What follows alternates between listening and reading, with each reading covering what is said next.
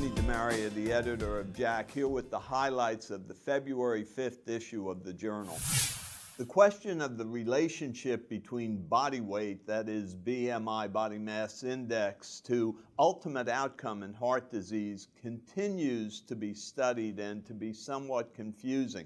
This is true for heart failure, but it's also true for coronary artery disease. And in this issue of JACC, a group of investigators did a meta-analysis of 5 different studies trying to determine the influence of body mass and weight distribution, that is, whether or not there's central adiposity or obesity, and the effect of body habitus on ultimate events and mortality in patients with coronary artery disease. And so they took the patients and they divided them into 3 different categories: low body weight, medium body weight, and obese body weight as measured by BMI. And for each of these BMI categories, patients who either did or did not have central obesity as represented by a waist to hip ratio.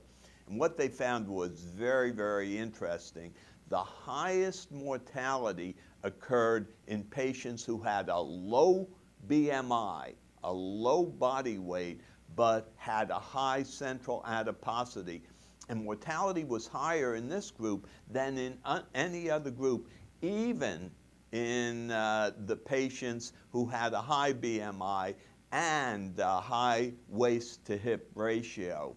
So some very interesting findings. I think what we can all take away from this is that what you don't want to be is skinny with a big abdominal girth. Presumably this involves not only subcutaneous but importantly visceral, highly inflammatory adipose tissue.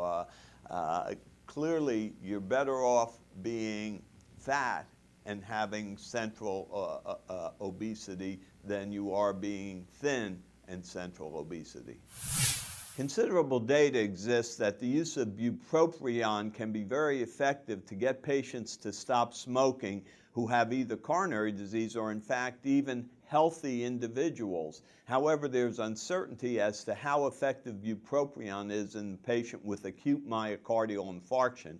These patients, of course, might be incentivized by the infarction itself to stop smoking. And so to answer this question, a group of investigators from Canada conducted a randomized prospective trial in acute MI patients who were assigned either to bupropion or to placebo, treated for 9 weeks, and then followed for a year. And what they looked at was abstinence from smoking, MACE event rate, and safety. What they found, very interestingly, was that at the end of a year, about 2/3 of the patients in each group had begun to smoke again, so that neither counseling alone nor counseling with bupropion was very effective in reducing the number of smokers. Again, about 2/3 of the people began to smoke again.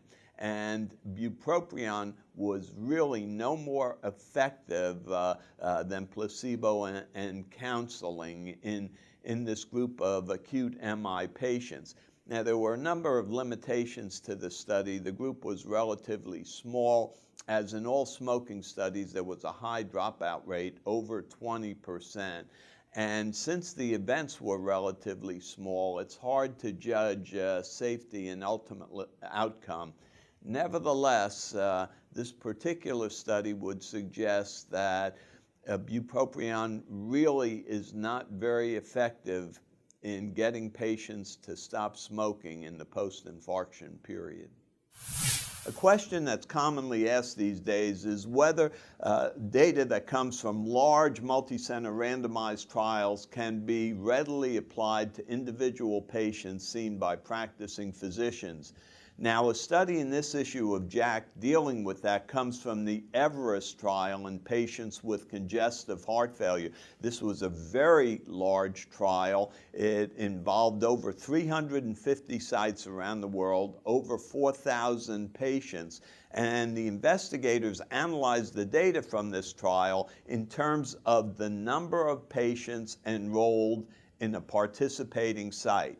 So they divided it into less than 10 patients, 10 or less patients per site, 11 to 30 patients per site, or greater than 30 patients per site. Their first conclusion was the low enrolling sites had sicker patients. They were older, they had lower ejection fractions, they had more comorbidities.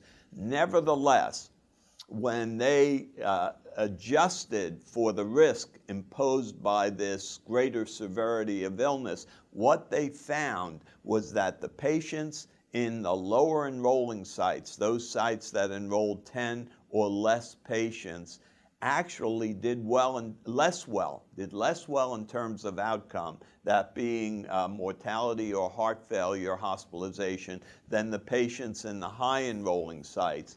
Interestingly, the high enrolling sites tended to come from Eastern Europe and from South America. The lower enrolling sites more often from the United States or Western Europe. This represents, however, another variable that needs to be taken into account when assessing the applicability of clinical trial data to individual patients. Are your patients likely to have been drawn from a low enrolling site or a high enrolling site because their response to the therapy being tested may be different? So the February 5th issue of JACC, I think, has some really interesting data that's of value to all practicing cardiologists. I hope you find it very interesting.